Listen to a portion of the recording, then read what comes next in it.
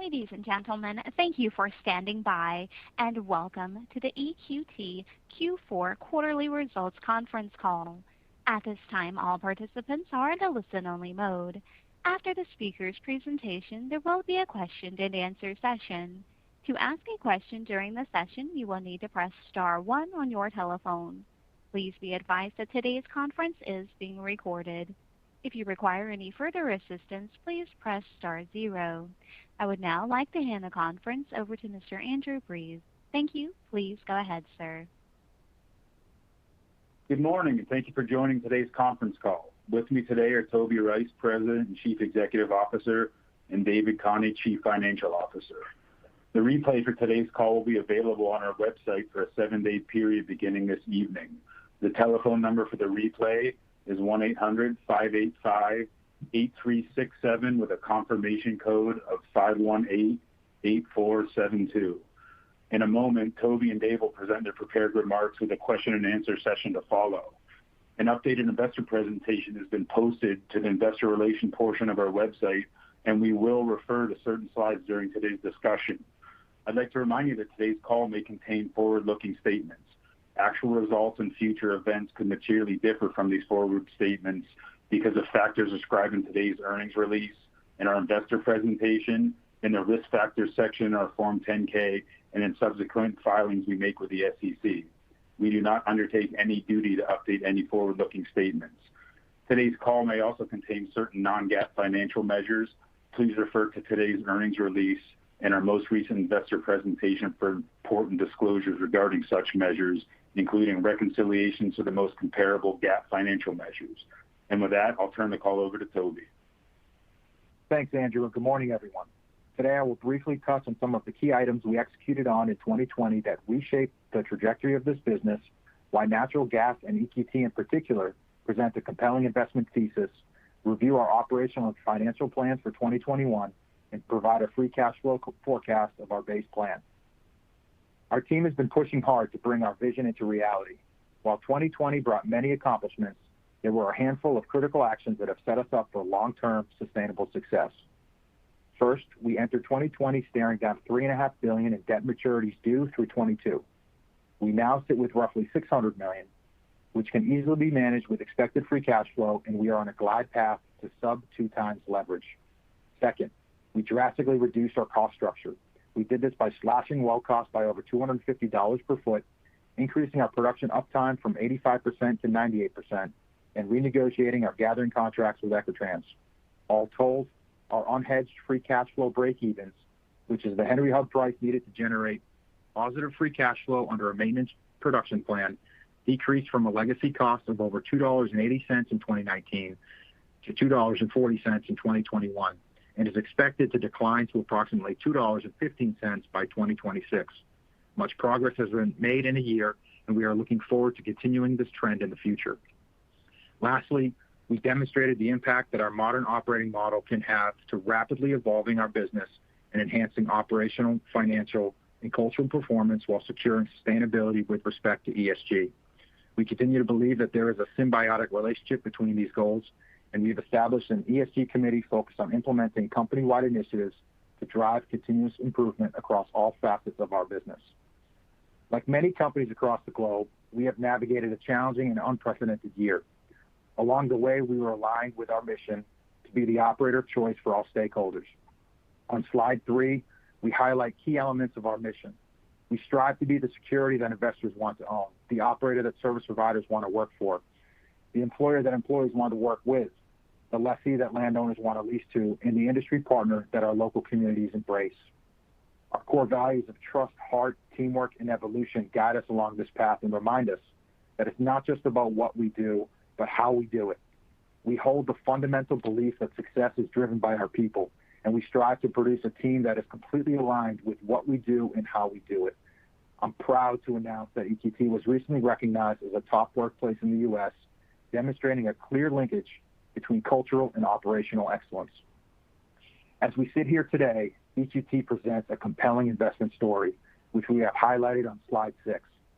With 710,000 core net Marcellus acres and well over 15 years of low-risk core Marcellus inventory in hand, EQT's dominant asset position is primed to deliver long-term value to stakeholders.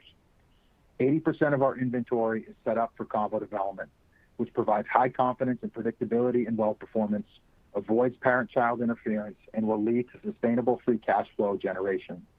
This will increasingly be a differentiator for EQT relative to its peers. We have proven that we are disciplined capital allocators, and our 2021 plan demonstrates our commitment to a maintenance program. Under this maintenance mindset, we expect our base business to generate approximately $3.5 billion in cumulative free cash flow through 2026 at strip pricing. This base plan offers material upside opportunities, and our track record of delivering speaks for itself. On top of this, due to our tremendous scale, every NYMEX increase of 10 cents above current strip pricing generates an incremental $170 million of free cash flow.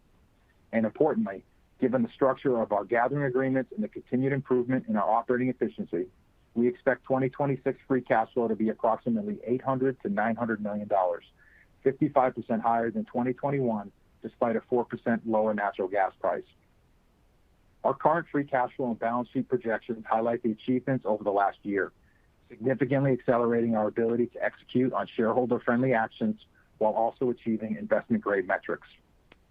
Lastly, we believe that access to energy is the most important factor driving human progress.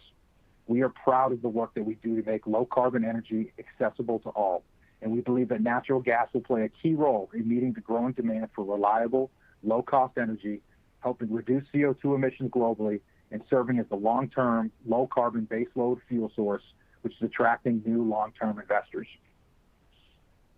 Further supporting the favorable outlook for EQT are the improvements we continue to see in the natural gas macro trends. Both dry gas and associated gas producers have demonstrated strong conviction to maintenance volume production. Record cold temperatures in the Eastern Hemisphere have buoyed global LNG markets, which should drive a more robust 2021 U.S. LNG export market, as there is growing sentiment that summer LNG demand will soon surpass expectations. Coal production and deliverability issues have further increased an already robust gas power generation market, and industrial demand, specifically chemical output, has started its recovery to pre-COVID levels and should continue to climb as the economy improves. We believe that the most efficient, wide-reaching, and environmentally responsible way to satisfy the growing global demand for energy is by utilizing natural gas. Natural gas produces significantly less CO2 compared to oil and coal, and the Appalachian Basin, in particular, is one of the lowest emitting shale plays in the United States. At EQT, our goal is to be a differentiated producer of a differentiated commodity. Our ESG program will differentiate our business, and every aspect of our corporate strategy is underpinned by sustainable ESG goals. This program is more an embodiment of our intrinsic drive than a reactionary response. I'll remind you that in our first year of leadership, we transitioned to exclusively electric frac crews, have utilized hybrid drilling rigs, and are now using electric pneumatics on all new sites. Furthermore, our board recognizes the importance of alignment and has established a greenhouse gas emissions intensity STIP target reduction of 4% in 2021 alone. Today, EQT has one of the lowest greenhouse gas emission intensity scores relative to our U.S. E&P operators. EQT also has one of the lowest methane emission intensities. But this is just the beginning. We plan to release our 2020 ESG report this summer, at which point we intend to publish net zero emissions and other targets. Until then, we continue to evaluate ways in which we can provide more timely, transparent, and meaningful ESG performance disclosures to our stakeholders. In early 2020, we established a cross-functional ESG committee, which includes both executive management participation and board oversight. To date, some of the initiatives that the committee has focused on include developing our proprietary ESG technology to bring transparency of our program to every member of our team, evaluating the most effective use of our resources to improve our emissions performance, which drove our pneumatic valve installation program in 2021, and working towards obtaining responsible gas certifications, leading to our announced partnership with Project Canary in early 2021. This focus is integral in not only making sure we set the right targets, but that we capture and report the most relevant information. We are confident that our vision and actions will make EQT a clear ESG leader. This is a great segue into our 2021 operational and financial plans. Our strategy remains unchanged. Execute a maintenance program, enhance margins, grow free cash flow, and delever the business. I will point you to slide 9 and 10 for an overview of our 2021 program. We plan to spend $1.1 to $1.2 billion of capital expenditures to deliver net production volumes of 1,620 to 1,700 BCFE. At 131.21 pricing, we expect to generate $1.85 to $1.95 billion in adjusted EBITDA and $500 to $600 million in free cash flow. On slide 10, we further break out our capital program. We plan to spend between $800 to $850 million on reserve development. We plan to direct more activity towards our expansive West Virginia assets in 21, resulting in capital allocation of approximately 65% to Pennsylvania, 30% to West Virginia, and 5% to Ohio. Further details, including expected well counts and lateral lengths, can be found on slide 11. We also plan to spend $125 to $140 million on land-related projects, made up of approximately $85 million on leasehold maintenance, $50 million on infill leasing and mineral purchases. We plan to spend $85 to $100 million on other Capex, which is largely comprised of our asset maintenance projects and capitalized interest. Due to the capital program in 2021, we plan to construct a 45-mile mixed-use water system in West Virginia, which will serve as the backbone for optimizing West Virginia development and is a key element in reducing well costs in the future. We plan to spend between $45 to $55 million in 2021, and the system is expected to serve as its first pad in the third quarter of this year. Further details regarding this water infrastructure project can be found on slide 12. When normalizing for the water system, which is new to the 2021 program, year-over-year capital expenditures are essentially flat, while production is expected to be approximately 160 BCFE, or 11% higher, due primarily to the Chevron acquisition. Going forward, and assuming maintenance level production, we expect capital efficiency to trend favorably, with total capital expenditures dropping by $50 to $100 million per year over the next several years. Our expectations for 2021 are high, and I'll now pass it to Dave County to discuss some of the other financial aspects of the business. Thanks, Toby, and good morning, everyone. Before I jump into the details, I'd like to provide some reflection on 2020. Toby discussed some of the key highlights of our 2020 accomplishments relating to our cost-cutting and balance sheet enhancing actions, which enabled us to go from playing defense to going on the offensive. But behind the scenes, there were significant time investment to digitize our processes, to focus our teams on improving planning, accuracy, forecasting, and real-time analysis. Although our headcount has come down since 2019, our productivity has materially improved, and we've seamlessly integrated the Chevron assets as a result. The teams have done an outstanding job this past year, and we expect this to continue into 2021. I'd like to provide details regarding our year-end reserves. At year-end 2020, we reported 19.8 TCFE in total proved reserves, up 13% year over year and up 5% after normalizing for reserves associated with the Chevron acquisition. Despite a reduction of over $1 per MCF in our 2020 realized pricing used for our gas reserves prescribed by SEC rules, the increase in reserves demonstrates the resilience of our premier asset base, our cost reduction effort, and our very efficient combo development strategy.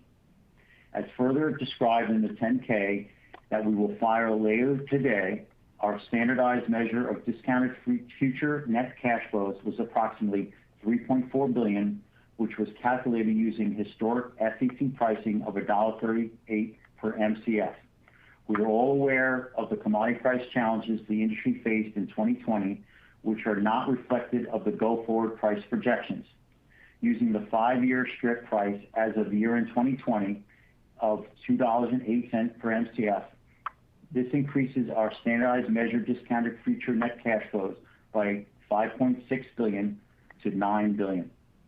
Although not a perfect gauge of value since gas prices are undervalued, it is much more reflective of the value of our booked proved reserves. I'd like to also note that only 279 PUDs were booked, or merely 17% of our remaining core inventory, and we have an extensive runway of value accretive inventory. As we execute our combo development strategy, which significantly improves the band of EUR outcomes and well performance, the application these improving EURs will drive reserve enhancements. As a result, we saw a strong improvement in EUR performance for 2020 versus prior years. I'd like to now discuss our hedge philosophy and positioning as we head into 2021. During the fourth quarter of 2020, we continued executing our hedging strategy to protect against downside commodity risk, opportunistically layering on incremental 2021 hedges. As of today, we have NYMEX hedges on approximately 85% of our expected 2021 gas production, in conjunction with hedges on approximately 50% of our in-basin basis exposure. We are students of the commodity and understand the importance of getting the direction and timing as correct as possible. Accordingly, we are big believers in hedging and have added a significant amount of gas hedges this past year.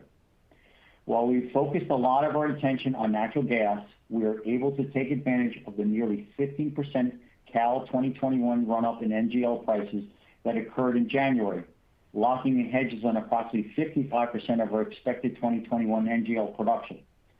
Although NGL only represents about 5% of our 2021 production base, we expect to produce approximately 33,000 barrels a day, which is meaningful to revenues and free cash flow. We see 2022 as a real opportunity. Prices are starting to react to the cold weather, strong LNG demand, and improving economic outlook. We currently sit with a 35% hedge position in 2022 for our dry gas production, and will be patient and methodical as we build that position throughout the year. In addition to hedging, we are working on to augment our risk mitigation strategy by increasing our direct sales exposure, and we are currently pursuing opportunities with both natural gas and LNG end market purchasers. Now I'd like to discuss the volatile regional pricing experienced in the back half of 2020 and what we are expecting for 2021 and beyond. Slide 19 in our presentation depicts some of the dynamics that contributed to this volatility. As you're aware, local basis blew out during the fourth quarter, breaking below $2 at various points in October and November. This sharp decline in basis was driven by a combination of full Northeast storage, unusually high pipeline outages, large shut-ins coming back online, and a significantly warmer than normal start to winter. As these factors have normalized, basis has come down significantly. With the absence of Appalachian pipeline outages in 2021, we expect local pricing to improve. As operators, we have to be prepared for this volatility through hedging and other activities, but also be cognizant that these irregularities cause bias or basis to be unusually wide, and be cautious not to overreact. Although we have a fulsome basis hedge position in place during the fourth quarter of 2020, we did feel some of the pricing weakness with average differentials coming in at a negative 66 cents per MCF, 1 cent wide of our guidance range, and inclusive of our 13 cent per MCF gain realized on our basis swaps. Looking ahead, we expect to realize 2021 average price differentials of negative 40 to negative 60 cents, which is slightly wider than our full year 2020 realized differential of negative 42 cents. The wider differentials are primarily driven by an incremental 2021 expected production associated with the acquired Chevron volumes, partially offset by the benefit of our contracted FT capacity coming back online in January. Looking forward, there are some positive demand drivers on the horizon over the next few years, including accelerated coal retirements driven by increased regulations such as RGGI, and the startup of the ethylene shell cracker plant in 2022, among other things. The annualized spread between local demand and takeaway capacity compared to supply is approximately 3 BCF per day, which is anticipated to grow by about another 1 BCF per day due to in-basin demand. The benefit and timing of the 2 BCF per day MVP capacity is then incremental, creating an even greater spread, and we remind everyone that the Southeast needs the gas to help decarbonize and grow their local economies. This takes me to a quick overview of our fourth quarter financial results. Sales volumes were 401 BCFE, slightly above the high end of our guidance range. This included approximately 12 BCF related to the assets acquired in the Chevron acquisition, offset by some small sporadic shut-ins executed during the period. Our adjusted operating revenues for the quarter were $922 million, and our total per unit operating costs were $1.30 per MCFE, a 14-cent improvement from last quarter and below the low end of our annual guidance range. The capital expenditures were $266 million, in line with expectations and guidance. In aggregate, our performance drove adjusted operating cash flow for the quarter of $370 million and positive free cash flow of approximately $109 million. For the full year 2020, sales volumes were 1,498 BCFE, roughly flat with the 1,508 BCFE produced in 2019, despite the impact of approximately 46 BCFE of strategic volume curtailments during the 2020 period. Adjusted operating revenues were $3.55 billion, with total operating costs per unit of $1.36 per MCFE. Capital expenditures were $1.08 billion, an impressive $694 million reduction compared to 2019. With adjusted operating cash flow coming in at $1.4 billion, we generated positive free cash flow for the year of $325 million. Turning to the first quarter of 2021 expectations, we expect production volumes to come in at 405 to 425 BCFE. Based on the January 31st, 2021 market pricing, combined with our basis hedge and our fixed price sales positions, we expect average differentials of negative 25 to 35 cents. On the operating cost side of the business, we expect relatively uniform quarterly performance, with total 2021 per unit operating costs landing in the $1.29 to $1.41 per MCFE range. We also expect quarterly capital expenditures to be generally consistent during the 2021 period and expect first quarter capital expenditures of approximately $280 to $305 million. I also wanted to provide a brief update on our debt targets post the Chevron asset acquisition. We plan to utilize free cash flow to retire the remaining debt maturities through 2022 by the end of 2021, at which point we expect our long-term debt to be between $3.8 and $3.9 billion. This should put us at or near the 2.0 times leverage target. We will continue to pay down additional debt in 2022 until we are comfortably trending below 2 times leverage. With the recent ratings improvement, we reduced our annual interest expense by $10 million, raised our credit to hedge by nearly $350 million, and trimmed a small amount of LCs. Our goal is to get back to investment grade, and the recent credit upgrades from Moody's and S&P leaves us 2 notches away at all 3 agencies. With respect to MVP, we are continually working with several companies to sell down incremental MVP capacity. While the delayed in-service date pushed back our anticipated timing of offloading our targeted amount, we are able to sell down approximately 125 million a day of capacity. We are currently assuming MVP will be operational at the beginning of 2022, but are carefully watching as progress unfolds. With ACP cancellation earlier, MVP is well positioned to fill this market demand. As we execute additional capacity releases, we will provide updates accordingly. And with that, I'll turn it back over to Toby to wrap things up. Thanks, Dave. 2020 was a critical inflection point for this company, and it was essential that this team perform at a very high level to stabilize the business and secure its longevity, which is exactly what we did. We exceeded our financial and operational plans, positioned the company for the long term by strengthening our balance sheet, and evolved the organization with the implementation of our modern operating model to sustainably create value in any environment. The evolution of our digital platform will bring even greater governance, efficiency, and sustainability to our operational and financial performance as we move into 2021. As we continue this transformational journey, our commitment to the environment and the communities in which we operate will be at the heart of everything we do. We have the team in place, we have the strategy defined, and we have the cultural alignment established to take EQT to the next level. I'm excited about the trajectory of this company and the value we plan to deliver to all of our stakeholders. We appreciated everyone's interest and support along the way, and with that, I'll turn it over to the operator for Q&A. As a reminder, to ask a question, you will need to press star 1 on your telephone. To withdraw your question, press the pound key. Please stand by while we compile the Q&A roster. And your first question is from Arun Jayaram with J.P. Morgan. Yeah, Toby, I was wondering if you could start maybe with the higher mix of capital towards West Virginia. I was wondering if maybe you could go through how the economics stack up relative to Washington and Greene counties. We did note that it looks like you will be developing West Virginia with quite longer laterals, with some of the spuds being in that 15,000 foot. But wondering if you could maybe go through what kind of recoveries you anticipate per 1,000 foot and just how the relative economics stack up.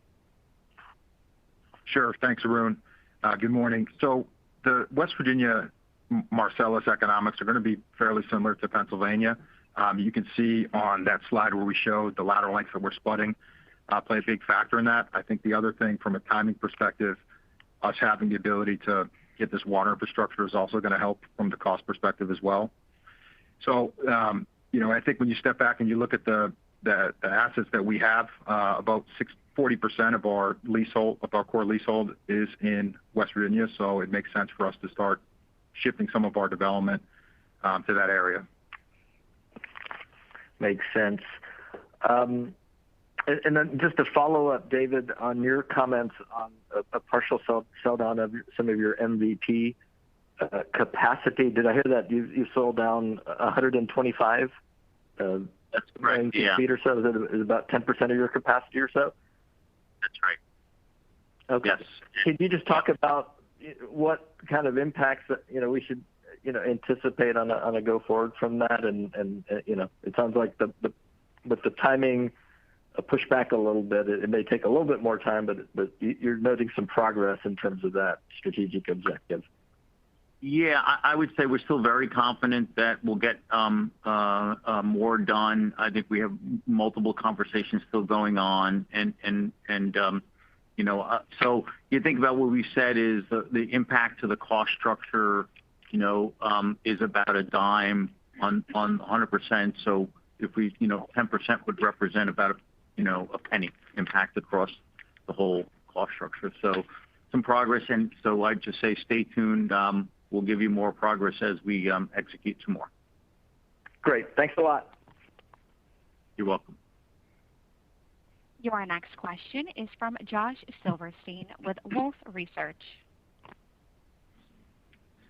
Yeah, thanks. Good morning, guys. Dave, thanks for the comments on the diffs. Just a couple questions here.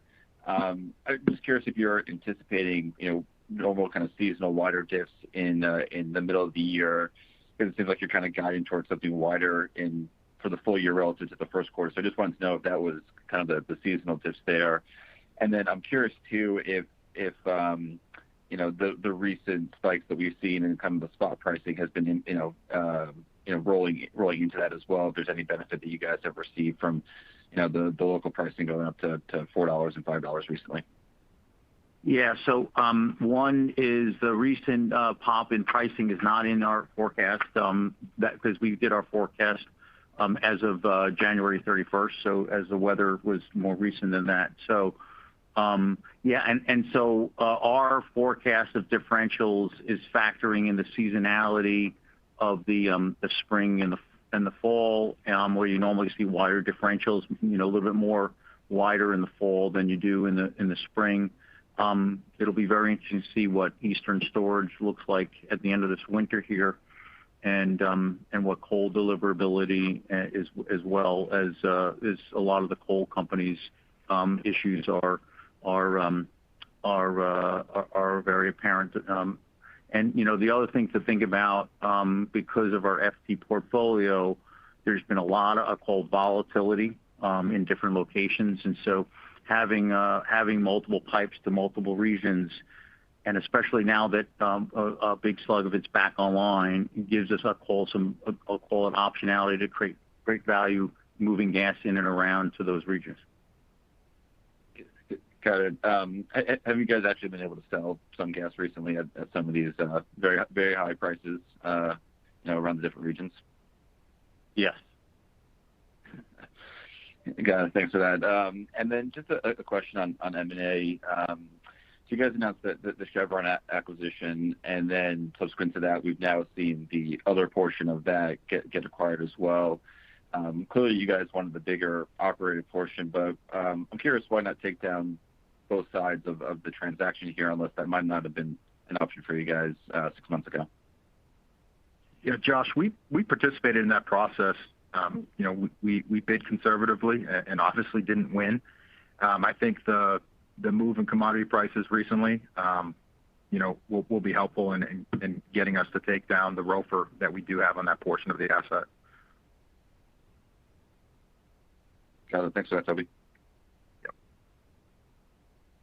Your next question is from Neal Dingmann with Truist Securities.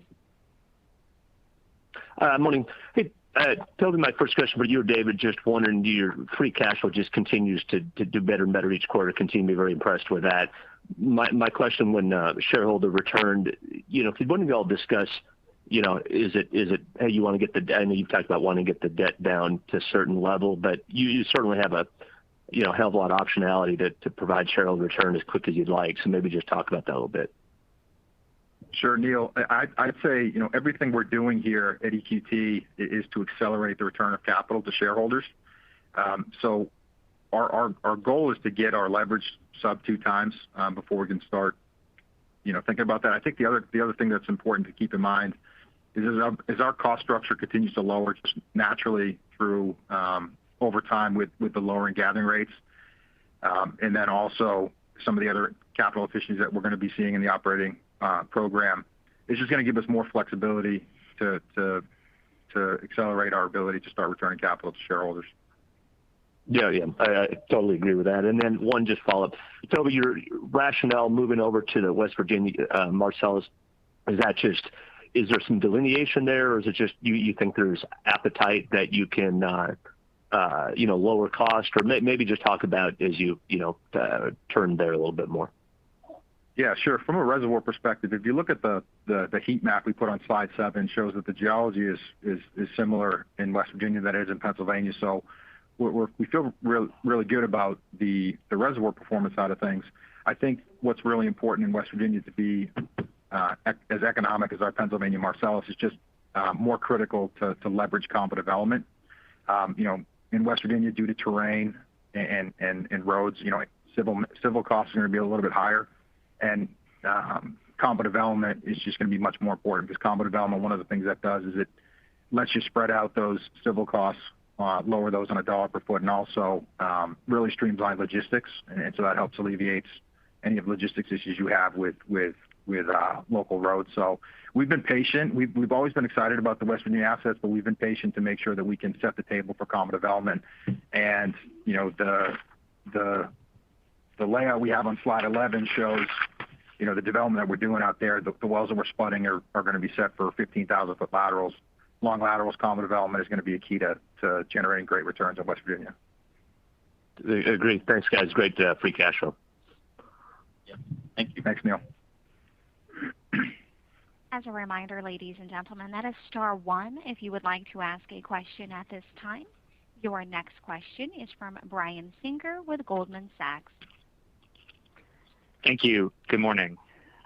Good morning. I wanted to follow up on the West Virginia discussion from Neil and Arun.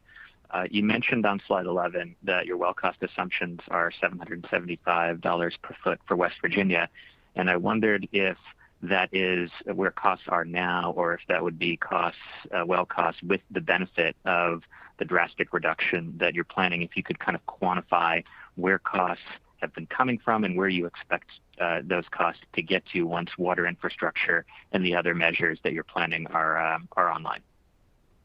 Sure. So the 775 is what we plan on doing this year. The investments we're making in water infrastructure will certainly help us get to that number in the first year. But I would say that the target is to get that number close to 735 as we get the full benefit of the water infrastructure, the civil spend that we're doing right now to set the table, So there's room for that number to come down. But right now, 775 is a good place where we feel comfortable we can deliver. But there's certainly upside to those numbers.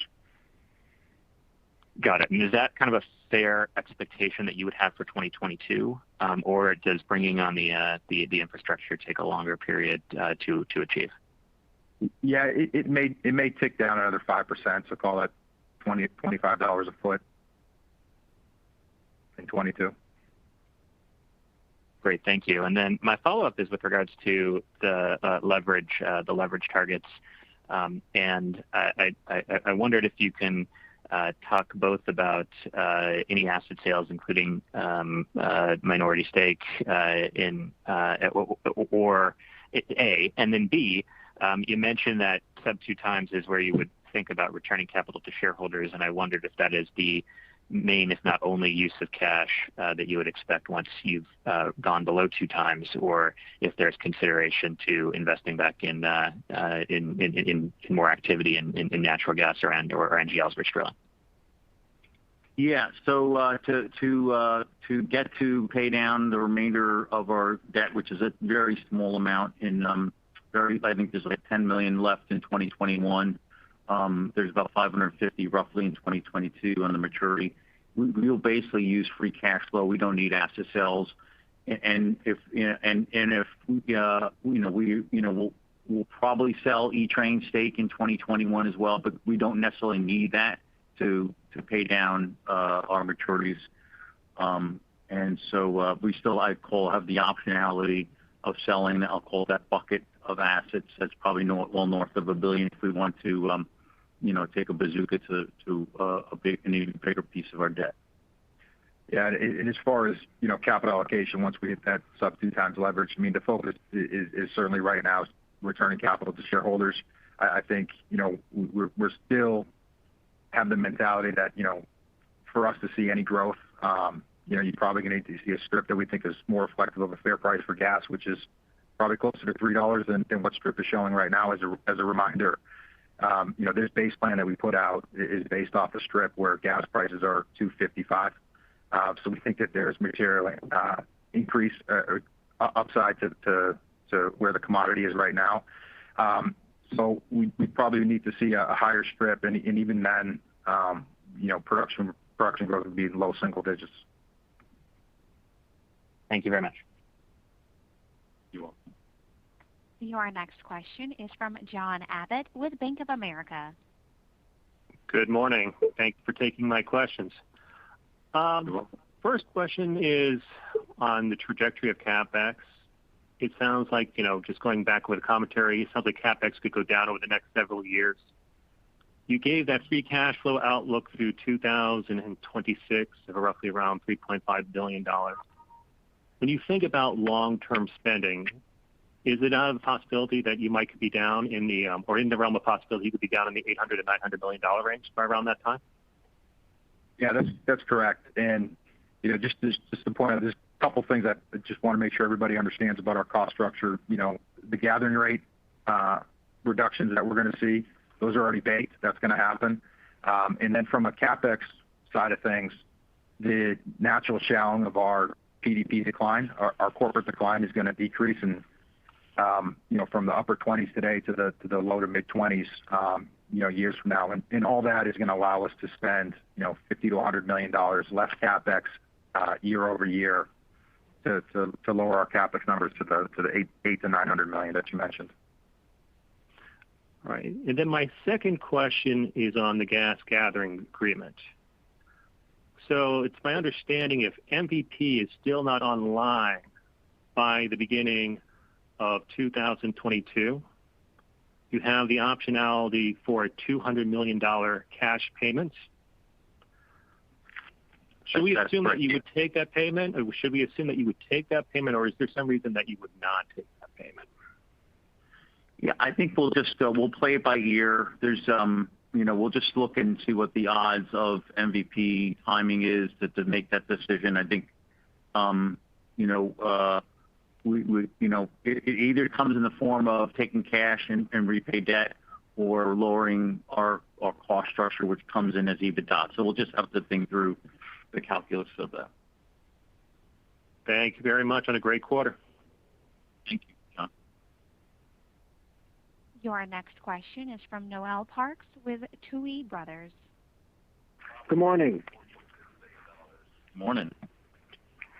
I was interested to hear about just the plans for investment in the water handling system, and I apologize if you touched on this before, but if I understood right, part of it is from impact of the assets acquired from Chevron, and I was wondering, sort of looking back a couple years ago when the new management team came aboard, just where kind of on the to-do list of efficiency measures that you had in mind, was water handling sort of on the back burner, and it's just kind of risen as you've sort of ticked other efficiencies off the list, or was this something that just from last year or recent periods you felt more of a need to invest in? Yeah, great question. I'd say, when we came in here a couple of years ago, the focus really was on improving the capital efficiency of the organization. Part of that for us is going to be lowering our well costs, and one of the big things that big drivers behind that is going to be leveraging infrastructure to do that, whether that's existing East Train infrastructure or new water infrastructure to support our development of West Virginia. I think anytime we spend any dollar, we look at the returns that we're gonna generate, and this water infrastructure I think we're really excited about the returns we can get. The cost savings we'll see from this from water infrastructure will be around $130 a foot. It'll cost us around $60 a foot to install it, so it's a net $70 per foot gain.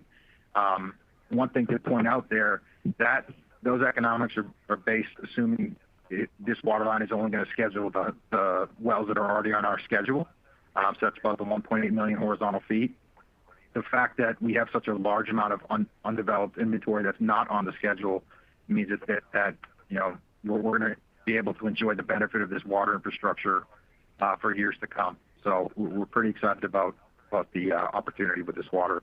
And I think just naturally from an operator perspective, we certainly have the skills and experience in working with water, and I think that water infrastructure is probably one of those asset classes that really makes a lot of sense being owned and operated by the operator, just because of the high touch points with logistics as it relates to servicing the completions. Great. Thanks a lot. You got it. Yeah. Your next question is from Holly Stewart with Scotia Howard Bay. Hello, gentlemen. Good morning. Good morning. A lot going on, obviously, right now on the macro front with supply and demand, as we sit here in Houston without power. I'm